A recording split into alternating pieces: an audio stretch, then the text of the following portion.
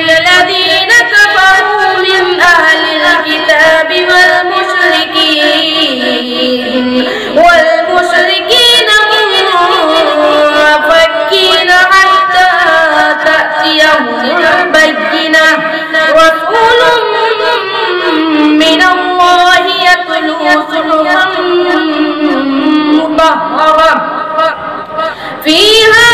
كتب قيمة وما تفرق الذين أوتوا الكتاب إلا من بعد ما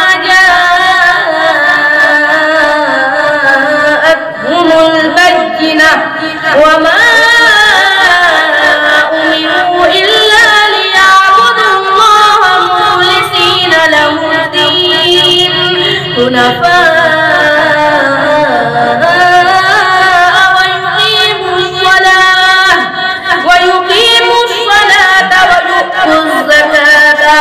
ويؤتوا الزكاة وذلك دين القيمة إن الذين كفروا من أهل الكتاب والمشركين في نار جهنم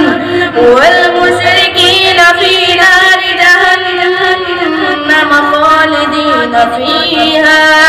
أولئك